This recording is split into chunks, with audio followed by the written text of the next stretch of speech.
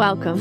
I'm Harmony Slater, your host of the Finding Harmony podcast. Over the past 20 years, I've taught thousands of yoga teachers and students to explore the intersection between ancient wisdom and modern everyday life, using mind-body practices to heal, awaken, and manifest their dreams from the inside out. This podcast is a sanctuary for those feeling overwhelmed by life's challenges. Are you ready to jump in and discover how these challenges aren't actually in the way, but are the way to finding harmony? Let's invite the magic back in. Hello, welcome to the Finding Harmony podcast. Today is a different kind of day. We've paused our typical episode or what we had scheduled, what we had planned, to just hold space and to create a moment of silence, a moment of reflection, and an episode to honor our teacher, Shri Sharath Joyce, who passed away suddenly on Monday this week. Or I guess it'll be last week, but I'm recording this early, so this week. And it's still really raw, and we haven't totally processed. And probably for you, it's also pretty raw, and maybe you're still processing too. And so I just wanted to take a moment and reflect on some of the things that I think about when I think of Sharath Joyce.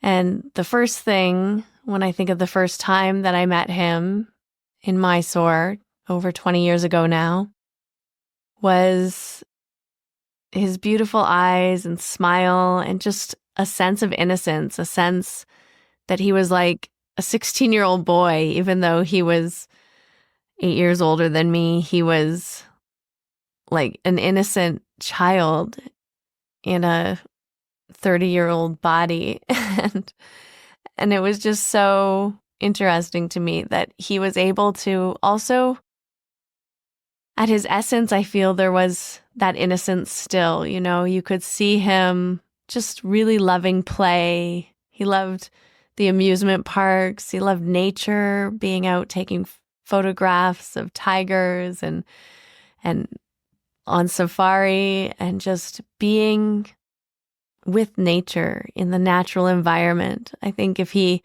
had his way, his wish, he would have been a wildlife photographer. And that was really what made him come alive. And when Guruji passed away, it was a big weight for him to carry the students. And those were difficult years. They were difficult for all of us. But I think they were mostly difficult for Guruji's family, of course, and Sharath, who felt the weight of a community of students looking to him for leadership. And after a couple of years, he really stepped up. He really said, okay, this is my dharma. And he really owned it.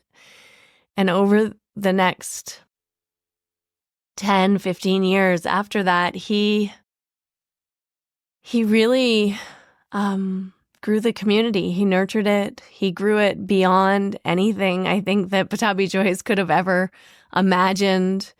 And the students loved him and adored him and, worshipped him, really.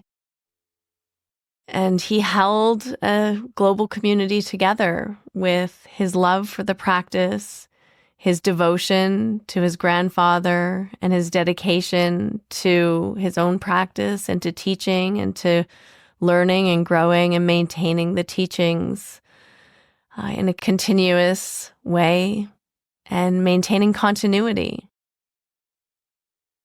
And so I just really want to take a moment and just honor his legacy here today. And it's not always easy grief. It can be complex. And I know maybe many of you listening, maybe some of you had never met Sharath, and it feels like a very clean kind of relationship. And maybe you're not grieving so much, but feeling maybe sadness for teachers or friends or people in your life who are grieving. And some of you listening, maybe you knew him really well. And maybe the relationship was very complex and not always easy. And I think when anyone we love dies and leaves their body, and we've had good times and challenging times and beautiful moments and memories, and also moments of feeling conflicted or strong negative emotions. It brings up a lot. It brings up a lot. And the expectations we maybe had for ourselves or in that relationship, or expectations we put on to someone else, can come to the surface. And maybe, I know for myself, there was all kinds of feelings. There was maybe a sense of relief, a sense of anger, a sense of why did this happen, a sense of also everything's perfect and this has happened exactly as it needed to, and sadness and loss, sadness for losing a friend and a teacher, sadness for his family, imagining what it would be like to lose my son or to lose my father or my brother. And so we can connect that way through these difficult emotions and to just the sense of loss of someone that we'll never see again. But also there's hope and light in knowing that energy, consciousness, love transcends physical form. I read this poem by Thich Nhat Hanh, and I wanted to share it with you because it says a lot of what I was feeling and thinking. And it's been up and down all week, obviously. I've been holding space for people in the community and connecting with old friends that I've known for a long time. And maybe you've been doing the same thing. And in a way, it's been really, really beautiful. All of these people coming together and just holding each other energetically, emotionally, supporting each other, loving up on each other. And I think that if Sharath could have had any result in any death, he probably picked the best one. He was out in the forest, surrounded by people who loved him. It was quick and painless and immediate, and he got to bring all of this global community together, multiple different generations of practitioners, all who knew him at different stages in his life, all just feeling the impact, the vibration, the echo of him leaving and having it affect them in whatever way it is. And whatever way it's affecting you is perfect and fine. And it's not that you're going to feel one way. And I think sometimes when we are grieving or when we lose people we love, it's complex. And we wonder why we're not feeling just sad or upset. And then you can feel guilty for even feeling joy. You know, oh, I shouldn't feel so good right now, or I shouldn't feel happy. And we try to recreate the emotion, the grief, the sadness, to hang on to it. And then sometimes it washes over us in moments when we're least expecting it. And all of that is perfectly okay. And all of that is exactly as it needs to be and is part of the process. So I just want to encourage you to really just be with yourself, be with whatever emotions are coming up this week, next week, the months to come, and just really listen and love yourself, trust yourself, stay with the practice as much as feels right for you. I think Sharath always would say over and over again, it's not about the asana. It doesn't matter how much you do, what series you're on. It's about the love. It's about keeping your mind steady. It's about being there for people. He was really a sensitive heart, and he had to build a lot of walls and a lot of boundaries to keep his energy from being sucked out, possibly, to preserve his own space and energy. But at his heart, who he was just so beautiful, so sensitive, so in touch with sensitive people, and really loving, really, really loving, tender. And so I want to honor that today in this conversation. Okay, back to the poem. This is by Thich Nhat Hanh. This body is not me. I am not limited by this body. I am life without boundaries. I have never been born, and I have never died.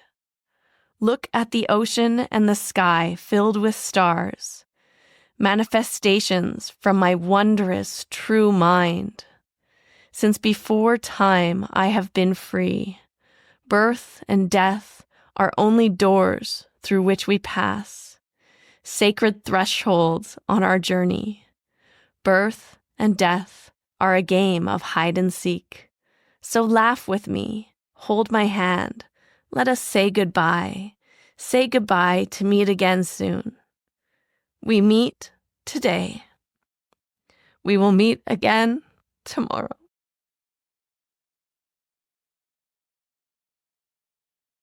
We will meet at the source of every moment. We will meet each other in all forms of life.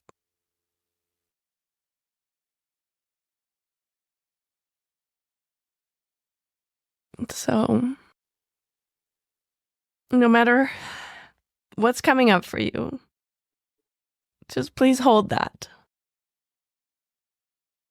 Birth and death are a game of hide and seek.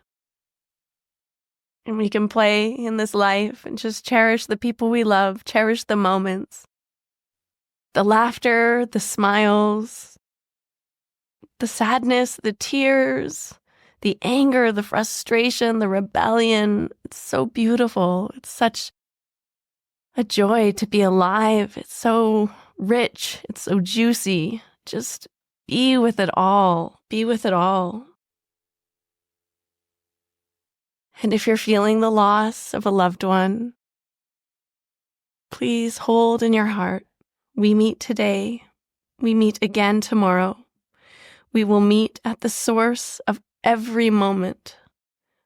We meet each other in all forms of life.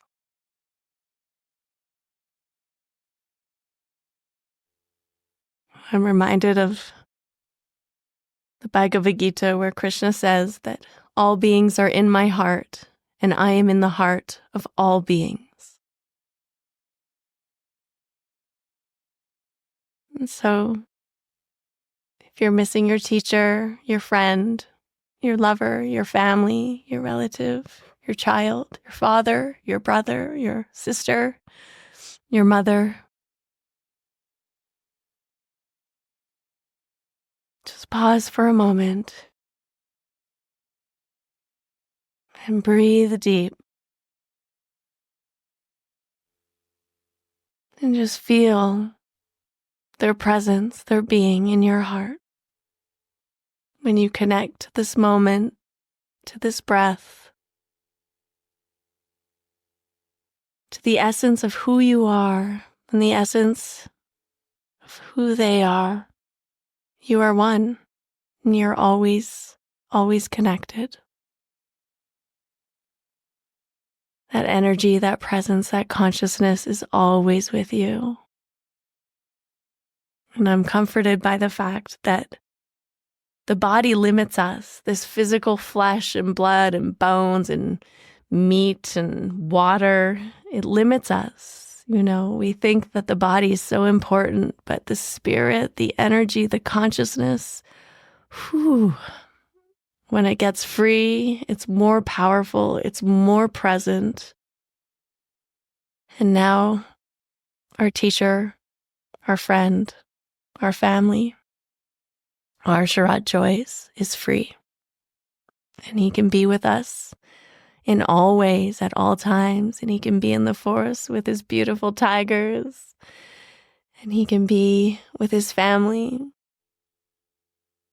And he can be in New York and Mysore all at the same time. So I hope that this was something that, refreshes your spirit and your soul, gives you something to think about and chew on, and just know you're not alone. There's so many people who are here with you. There's a beautiful parable about a woman who is grieving the loss of her child. She goes to the Buddha and she says, "Please bring him back, bring him back." And she's holding the dead body of her child. And the Buddha says, "You put him here and go to every house and ask everyone if they can give you any house, if you can find any house that hasn't experienced death, have them give you some kind of seed, let's say a mustard seed, and then bring it back here. We'll give it to the boy and he will come back to life." So she leaves the body of her son and she starts to go around to all of the houses to get the seed that will be the magic seed to bring her son back to life.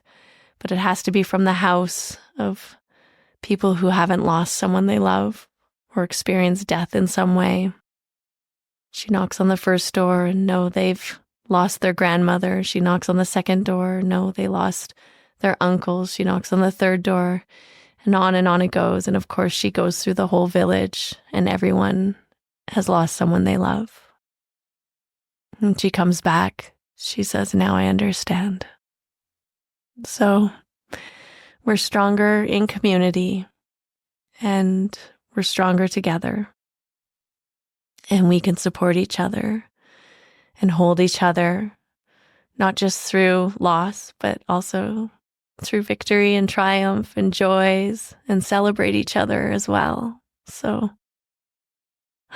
reach out if you want support or if you're looking for, just someone to listen. Please don't hesitate to, send us a message, drop us a note, and remember you're not alone in this. We've lost 3 really important teachers this year, and I just want to acknowledge that.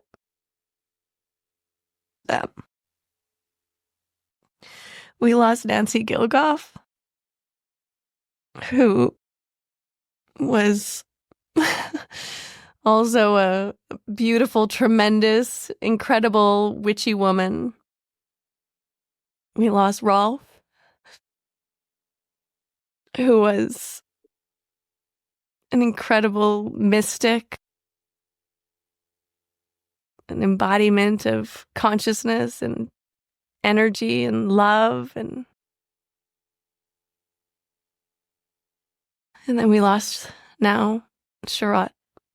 And so it's been a big year for Ashtanga yoga, and we've lost a lot of really bright, bright lights. And I just want to honor all of them today because they've all touched my life personally, as friends, as mentors, as teachers, as inspirations, as people who I practiced with and under, and who have influenced the way that I teach and how I show up in the world and how I see the world and how I experience things in the world. They all touched my heart very deeply in very different ways. but all very, very deeply. And so I know there's many of you who also feel the same. And so, yeah, let's just take a moment. A few deep breaths.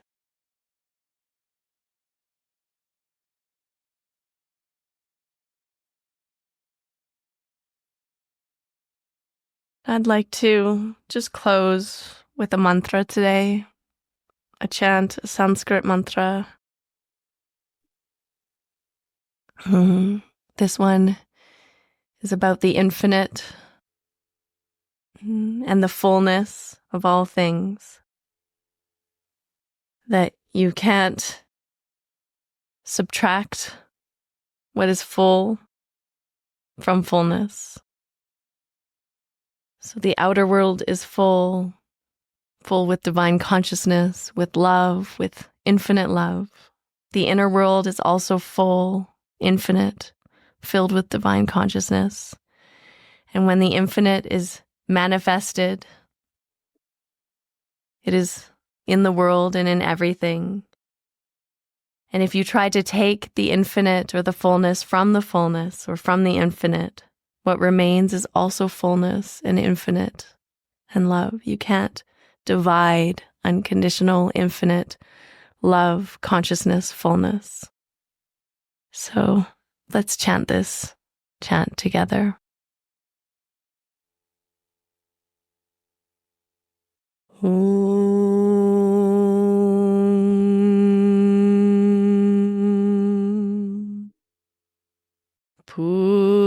Purnamada Purnamidam Purnat Purnamudachyate Purnasya Purnamadaya Purnamevavashishyate.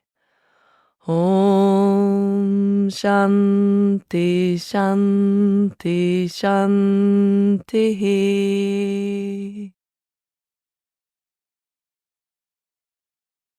Om Shri Gurubhyo Namaha. Hari Om. Tat Sat. Thanks for hanging with me today. I'm wishing you a beautiful week of love, light, peace, and thanksgiving. That's it. We've concluded another episode of the Finding Harmony podcast. I just want to thank you so much for doing the work that changes the world, starting with yourself. It truly does make a huge difference. Please make sure you have your automatic downloads turned on wherever you listen so you don't miss any of the upcoming episodes. I have so much more magic I can't wait to share with you. Lastly, if you're on Instagram, I love connecting and hearing from you. So come on over and say hello at Finding Harmony Podcast. And you can also come say hello to me personally at Harmony Slater Official. Thank you again for being here. I cannot wait to share more with you in our next episode.